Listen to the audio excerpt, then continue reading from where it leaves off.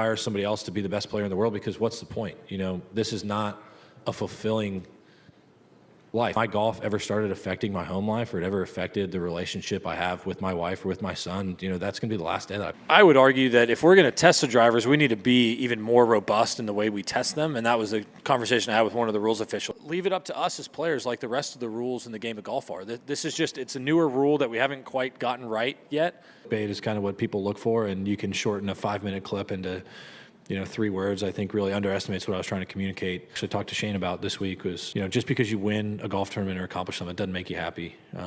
It doesn't. The silence inside the corporate offices of professional golf is no longer a sign of focused work. It is a symptom of absolute paralyzing shock. For months, the public has been fed a carefully curated narrative of a world number one who is content, robotic, and entirely dedicated to the traditional legacy of the tour. But the facade has just been obliterated. The unthinkable has been confirmed, not through a polished press release or a scheduled interview, but through an accidental recording that was never meant to reach the public ear. A private conversation between top-tier officials and representatives of the world's most dominant player has leaked, and the details are nothing short of a nuclear strike on the sports infrastructure. Scottie Scheffler, the man who was supposed to be the foundational pillar of the tour for the next decade, is officially gone. And he is leaving behind a $1 billion exit deal that has left his own business partners completely speechless. This recording didn't just capture a casual negotiation, it captured the sound of the old guard of golf surrendering to a new reality. According to insider reports, the audio reveals a high-stakes exchange where the sheer scale of the financial package was finally laid bare. For a long time, rumors of a $1 billion figure were dismissed as internet hyperbole or desperate leverage tactics. However, the accidental leak confirms that this wasn't just a number thrown around in a boardroom. It was a finalized agreement that effectively buys out Scheffler's future, detaching him from the PGA Tour forever. Bait is kind of what people look for, and you can shorten a 5-minute clip into, you know, 3 words. I think really underestimates what I was trying to communicate. If somebody's going to listen to the comments I had this week, I would encourage them to listen to all of it, and, you know, hopefully I did a good job of communicating that. Actually talked to Shane about this week was, you know, just because you win a golf tournament or accomplish something, it doesn't make you happy. It doesn't. The business partners involved, including high-level executives who have seen some of the biggest contracts in sports history, were reportedly left in a state of absolute paralysis when they realized the deal was not only real, but had already been signed behind closed doors. To understand why the world's best player would take such a drastic, career-altering leap, we have to look at the immense psychological friction that has been brewing behind the scenes. For over 2 seasons, Scheffler has operated in a vacuum of absolute dominance, but the cost of that dominance has been a total isolation from his peers. Sources indicate that the locker room has transformed into a theater of psychological warfare, where the mutual respect of the gentleman's game has been replaced by a locker room civil war. While Scheffler publicly maintained a calm demeanor, the private reality was much more volatile. The accidental recording reportedly highlights Scheffler's deep-seated frustration with the tour's leadership, specifically regarding their inability to protect their stars from the relentless internal scrutiny and the institutional meltdown currently plaguing the front office.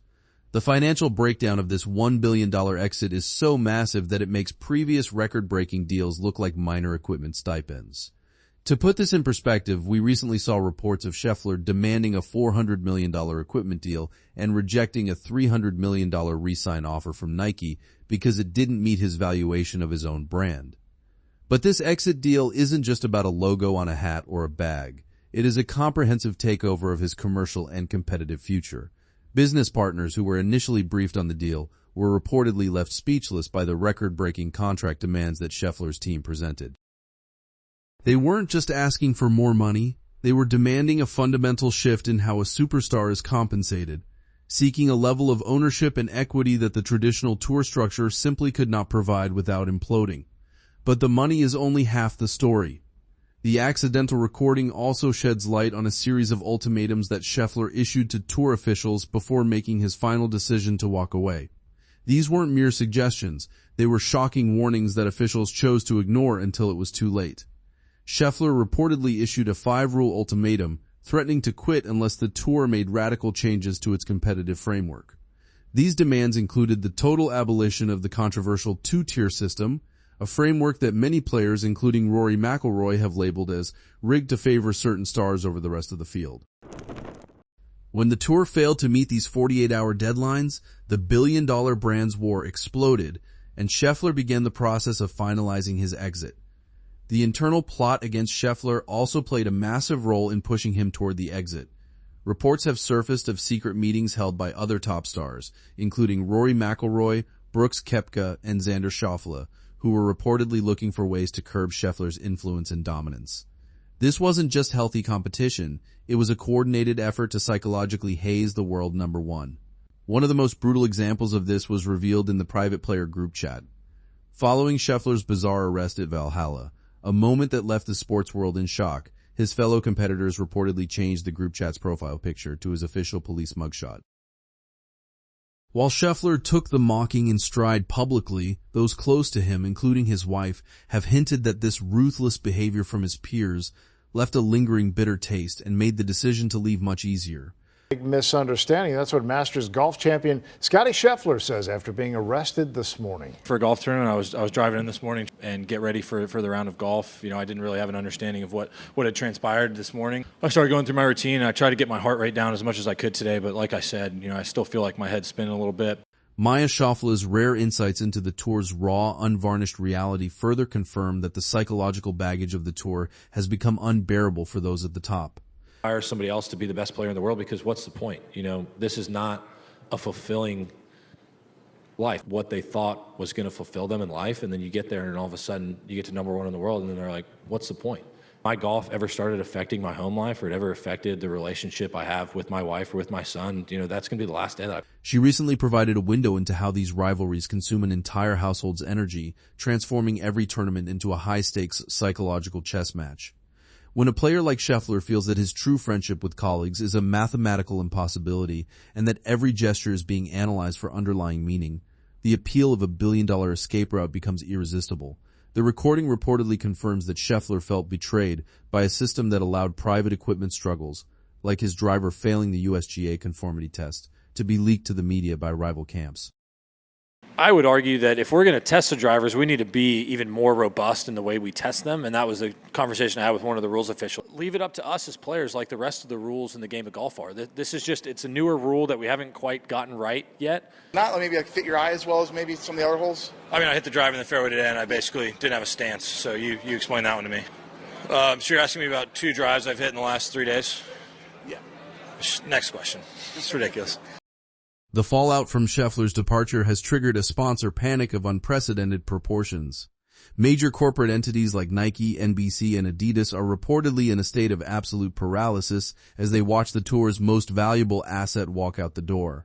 NBC has already reportedly threatened to pull a $700 million broadcast deal unless the governing bodies can stabilize the tour and address the cheating scandals and player revolts that have dominated the headlines. With the departure of the world number one, the commercial viability of the tour is in a freefall. Sponsors who pay premium dollars for prestige and integrity are now facing a reality where the gentleman's game has been replaced by a bloodbath of litigation and mass walkouts.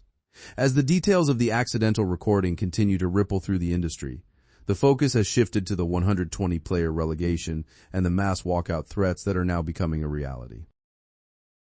With the king of the tour gone, a power vacuum has opened, and players who are already furious over schedule changes and diabolical course conditions are now looking for their own exit strategies. The recording reportedly captures Scheffler admitting that his game felt broken under the weight of the tour's current environment and that the Shinnecock Hills conditions were just one example of how the sport was stealing his career Grand Slam bid. It was a realization that the traditional path no longer offered the legacy or the protection he deserved. What we are witnessing is the total institutional meltdown of professional golf. The era of comfortable dominance is over, and the battle for the psychological soul of the sport is now being fought in courtroom depositions and secret boardroom meetings. The billion-dollar deal confirmed by the accidental recording isn't just a win for Scottie Scheffler. It is a definitive statement that the old model of the PGA Tour is dead. The secret $1 billion deal that has left business partners speechless is the final nail in the coffin of a system that tried to value corporate hospitality and television ratings over the well-being and integrity of its greatest athletes. The golf world is now left to pick up the pieces of a fractured legacy. Fans who once tuned in for the purest form of the game are now watching a disastrous series of meltdowns that the tour never wanted them to see. The accidental recording has pulled back the curtain on a reality that is far darker than anyone expected. A world where billions are exchanged to escape a rigged system, and where the world's best player decides that he is done with the facade of the professional game. The silence from the tour's front office is deafening, but the message from Scottie Scheffler's exit is clear. Some things are more important than FedEx Cup points, and when the integrity of the sport is compromised, the only way to win is to leave. Every tournament moving forward will be haunted by the ghost of this billion-dollar exit. The locker room war will likely continue to intensify as remaining stars like Rory McIlroy and Xander Schauffele grapple with the collateral damage. A group chat just to schedule our times, and someone in our group put Scotty's mugshot as our group photo. I'm about to get arrested. I'm trying to get to a tee time. He did tell me to stop, but as I went by him, he grabbed my arm, and I was. So, I caught the news kind of like everyone else did from home. You watch it, you think it's a prank, you're in disbelief. The wall on you. All my stuff's in there. My player bag, my wallet, my phone. Have a seat. Have a seat. All these charges get dropped because he's not a criminal at all. So he's an awesome dude. The sponsor exodus and the mass walkout threats are no longer just rumors. They are the new standard. Professional golf has entered an absolute pressure cooker, and with the departure of its most consistent titan, it is only a matter of time before the system fails entirely. The recording that confirmed everything was just the beginning of the end. That's it for today, folks. See you in the next video.